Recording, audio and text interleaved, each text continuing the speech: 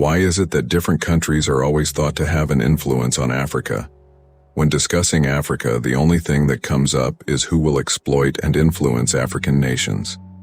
African nations constantly lose in this zero-sum game because they never considered having an impact on the globe. However, as President Paul Kagame of Rwanda stated in a number of interviews and at the UN General Assembly, this will change. By declaring that the time of influencing Africa is over, he has just completely turned the tables. Rwanda and other African nations will now begin to ascend and take a different seat at the top table. They will now be the ones giving orders, and the West will have to pay attention to them and do what they are told if they were the ones taking orders earlier. Although he made simpler recommendations in his interview, no African leader dared to implement them in order to elevate their nations. How did he put it? And why did the West become alarmed by his remarks? In this video, let us learn more about it. For more than 23 years, Paul Kagame has been the head of state of Rwanda, a small landlocked country home to 13 million people. The nation has made great strides since the horrific civil war and atrocities that occurred in 1994. As a result, he is the best person to advise on how to restore Africa's greatness. Because of this, Rwanda has become an African success story, thriving in a number of fields including technology, healthcare, education, and security. But even with these developments, Kagame is aware that his prolonged leadership does not amount to an African utopia. In a recent interview, he was candid and shared his thoughts on his future ambitions for Rwanda. He gave a very thoughtful response when questioned about his extended tenure, which included constitutional amendments that allowed him to serve an extra 10 years in office. According to Kagame, different facets of the populace contribute to this continuity, rather than just one person. He argued that leaders in African nations need to be given more time if they are to make significant changes that could open up previously undiscovered paths. It's because decades of policies implemented by Western puppets cannot be reversed in a matter of years. Contrary to popular belief, which views him as a tyrant, he claimed that Rwandans actively participate in making decisions and actively influence the country's leadership by their decisions. In addition to reiterating that Rwandans now have the authority to participate in decision-making, Kagame conveyed his belief that skilled leaders will rise to the occasion. It is unclear if Kagame needs to legitimize authority through other institutions and national narratives, or if this concentrated leadership is still the cornerstone of governance.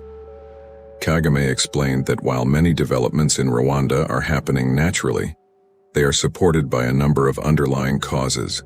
He admitted that civilization had collapsed in the past and that a new society had to be created. People all over society assumed personal duties and obligations while having aspirations that went above and beyond what was expected of them. The Rwandan people's perseverance and solidarity have been crucial to the country's development. Kagame explained that although outside assistance is important, it cannot replace the resolve and initiative of the Rwandan people in dealing with difficult issues.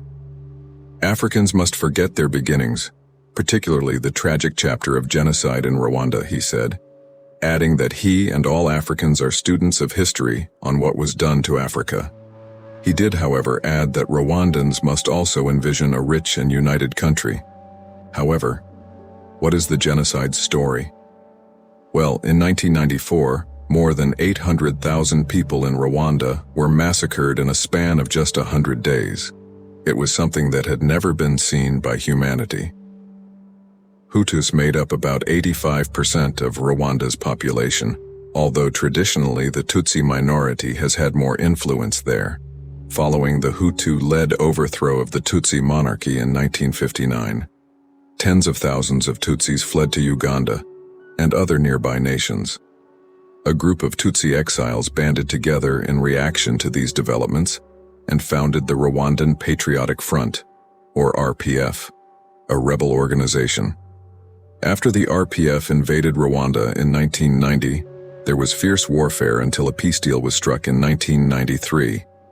But the evening of April 6, 1994, was a catastrophic turning point in history, all those on board a plane transporting the Hutu ethnic president, Juvenal Habyarimana at the time, and his Burundian counterpart, Cyprien Ntare Amira, were killed when it was shot down.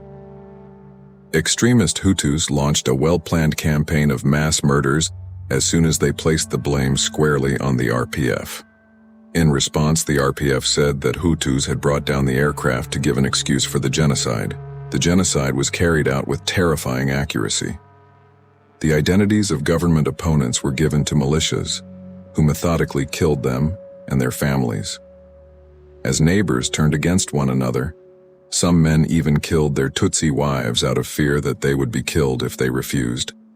Identity cards at the period listed people's ethnic backgrounds, making it simpler to massacre Tutsis at checkpoints where they were frequently hacked to death. A horrible duty made easier by the fact that many Rwandans had machetes at home. Numerous Tutsi women were kidnapped and forced into sexual slavery. Hutu extremists started a radio station named RTLM and published hateful articles in newspapers encouraging people to eradicate the cockroaches, a phrase used disparagingly to describe the Tutsis. On the radio, prominent people who were to be removed were named in public. Remarkably, priests and nuns, among other clergy members, were found guilty of participating in the murders of those who sought sanctuary in churches. Approximately 800,000 Tutsis and moderate Hutus have perished during the 100-day killing spree. From that tragic episode, modern Rwanda developed. Paul Kagame outlined his vision, focusing on the establishment of a setting in which people can live regular lives, a vision that is progressively coming to pass in Rwanda. It could be difficult for a visitor to Rwanda, who is not familiar with the country's troubled past, to comprehend the terrible things that have happened in the past. The ultimate goal, he stated, is to ensure stability, freedom for all, peaceful cohabitation, and most importantly, social and economic progress, even though the route is still lengthy. The goal is to share the same opportunities that certain parts of the world have long benefited from. He claimed that the world usually fails to draw lessons from the past when questioned about the causes of coups in Africa. Whether these coups occur domestically or overseas, investigation into their root reasons is necessary. Are they random, isolated incidents, or do they stem from long-standing problems that have been ignored? Unfortunately, this important factor has not gotten the attention it deserves. According to him, the key query therefore becomes what can be done to encourage development inside these civilizations and countries. It's interesting that in an unconventional manner he stated that, contrary to popular belief, deprivation in Africa is frequently accepted as a given and a stable state. Africa is endowed with an abundance of natural resources, human capital, and money. The key to efficiently utilizing these riches on the continent is competent government. It is crucial to consider how nations prioritize their citizens, run their governments, and carry out development projects. According to Kagame, these coups and the public's support for them signify something more than just a change in political power. It raises even another important question by hinting at a deeper story.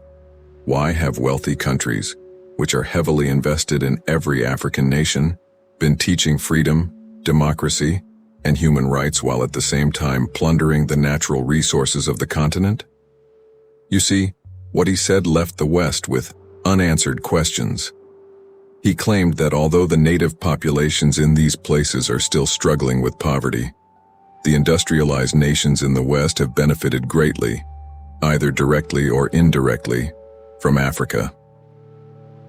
This brings up a crucial query. Why do these countries still make money after 50 years while the citizens of the countries where these activities take place still suffer? Paul Kagame stated that he firmly believed colonialism had in fact never really vanished but had instead changed. He did, however, also emphasize the significance of not blaming external actors exclusively for this predicament.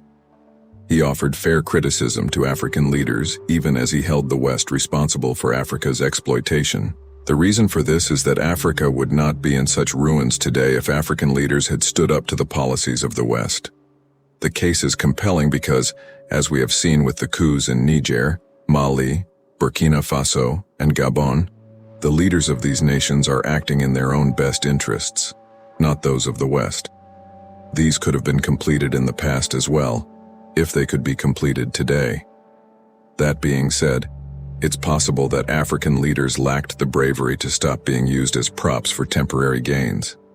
However, they bear some of the culpability because at one point in time they were aware that, should they refuse to comply with Western demands, they too may be replaced or assassinated. For more videos about Black history, culture, civilization, and identity, please remember to like, share, and subscribe to our channel. Now let's go on. According to Paul Kagame, when it comes to local matters, African politicians frequently place the blame on foreign entities or outside forces. The reason for this is that Africa had to deal with the long-lasting effects of dehumanization and oppression brought about by Western imperialism. Neo-colonial supremacy ensured that Western influence continued long after the colonialism era ended. Africa has had numerous coups and political unrest since the 1960s, all of which are indicative of Western involvement. And this acted as a warning to the African leaders as well as a justification for exploitation in and of itself. For example, the first African coup occurred in 1961 and resulted in the deposal and murder of Patrice Lumumba, the democratically elected prime minister and a key player in the independence of the Congo. Belgium, Britain, and the United States were behind this awful tragedy. The assassination of Lumumba initiated a series of events that included the dictatorship of Mobutu Sese Seko, which was supported by the West, and regional conflicts like the African War, which resulted in a catastrophic humanitarian crisis, the deadliest conflict since World War II, with over 5.4 million deaths, as well as significant social and economic destruction. The assassination of Lumumba severely damaged the Congo's economy, which continues to suffer to this day, leaving an indelible legacy on post-colonial Africa. In a same vein, the CIA masterminded the 1966 overthrow of Dr. Kwame Nkrumah's administration. Instability in Africa is sustained by military officers with Western training still starting coups. African civilizations are imprisoned in a cycle of tyranny and instability, which is partially caused by Western meddling that has either directly or indirectly fueled conflicts on the continent since its independence. Even if past injustices have been experienced by Africa, politicians and bureaucrats on the continent frequently shift the blame without cause, absolving themselves of accountability for the current catastrophic economic state of the region. Malicious Western meddling is not the only cause of Africa's underdevelopment. It also has its roots in African leaders who are power-hungry and unscrupulous. Kagame urged Africans to accept responsibility for their part as a result. He urged people to consider why these relationships continue, especially in light of Africa's abundance of resources, which frequently appear to benefit foreigners more than native populations. Kagame agreed that other strategies could address this issue and asked why they haven't been used. Kagame emphasized the need to refrain from unfairly condemning those who exploit African resources, despite the temptation to express annoyance or lay blame on those who do so. Kagame has been promoting this idea for a while now. He emphasized the value of African countries developing self-reliance, empowering themselves, and exchanging best practices while serving as chair of the African Union. Nonetheless, he claimed that the African Union made concessions regarding the domestic issues that its members deal with on a daily basis throughout the continent. Kagame conceded that the African Union would appear less relevant in light of recent establishments, such as the East African Association of States. However, he made it clear that EWS was intended to function as a regional economic organization and did not inevitably diminish the importance of the African Union. Kagame proposed that the African Union's efficacy may be increased by restructuring both the organization and the surrounding economic community. The African Union, which is the primary governing body of the continent, would be able to function more effectively if these smaller groups of countries, which usually consist of 7 to 10, performed better. Kagame saw the recent G20 meeting in India, where Prime Minister Modi proudly named the African Union as a parent member, to be a major turning point, but he made it clear that this was only the start. But he also noted that the actual issue is making sure Africa actively participates in the G20 and gains something from it, rather than just having a seat at the table. Kagame emphasized the unrealized potential of Africa and the significance of identifying its assets and figuring out how to use them to leverage what the continent needs from other countries. At that point, he revealed that although Africa had been influenced for decades, it had not had any influence on any nation. For instance, even though Africa had 54 powerful nations, it remained divided, allowing individual nations like France or the United States to exert influence. To put it another way, one Western nation outweighed 54 African nations, but he also suggested uniting the continent by forming an alliance of 54 African nations, giving them the power to influence any nation on the continent. That is the change in perspective that he is discussing. He acknowledged now that Western or other types of influence are unavoidably present on the African continent. He made the observation that there is frequently insufficient African influence, which leads to a situation in which Africa absorbs influence rather than creating its own. He urged African leaders and the populace at large to see this as a chance for development and to get over their ongoing victim mentality.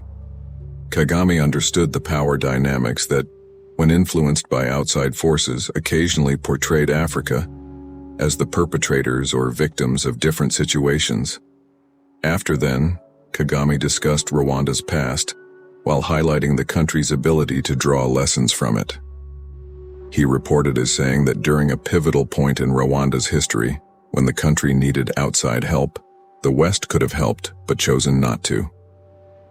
The colonial past of Rwanda contributed to the issues facing the nation and made this inactivity much worse. Kagame emphasized the need of taking charge of one's life and seeking personal growth with an eye toward establishing equality and human decency. He expanded this viewpoint to encompass all of Africa, imagining a time when African countries would interact with the rest of the globe to promote fundamental equality, human dignity, and socio-economic advancement. Kagame addressed the long-lasting repercussions of colonialism, especially in Rwanda, where differences in physical characteristics and socio-economic status were established. He also addressed the persistent problem of ethnic hostility and prejudice in the area, pointing out that outside forces frequently support this viewpoint. However, Kagame emphasized how crucial it is to avoid blaming these issues exclusively on outside factors. He warned against letting outsiders promote discord and challenged Africans to take charge of solving these issues. On the other hand, unprecedented authority will be granted to all African countries if they unify. This will enable African nations to pool their natural riches and use them to gain influence through economic leverage, just like China did. Furthermore, rather of selling their resources to the West, African nations combine their markets and begin trading with one another. Furthermore, the creation of a single currency will free it from the US dollar and the financial system that guarantees non-Western nations perpetually suffer. Africa as a whole will have tremendous negotiating strength. The reason for this is that a non-African nation would be wise to think twice before meddling in any African nation. It will understand that it can lose 54 countries after all. Kagame also discussed the complicated connection that exists between Rwanda and the UN, especially in trying times. He stated quite frankly that the strong nations that founded the UN have a say over how it is run. Even while every country is a member, some have greater sway than others, which creates an innate unfairness that needs to be addressed. But he added that if the UN doesn't provide a clear-cut answer, he is hesitant to hold it solely responsible. These powerful countries set the path that the UN largely follows. You could therefore conclude that I have a positive attitude on this issue and that my message is upbeat. This optimism does, however, have its limitations depending on how motivated individuals are to learn from the past and adjust their behavior. Given that he is aware of the reasons for the UN's creation, one may argue that he does not anticipate it to be impartial. Because he is capable of keeping the West in check, Paul Kagame is the leader Africa needs. He has spoken his opinions freely on several occasions in the past. Africa and Rwanda decide once and for all what we want for ourselves in the future, he said.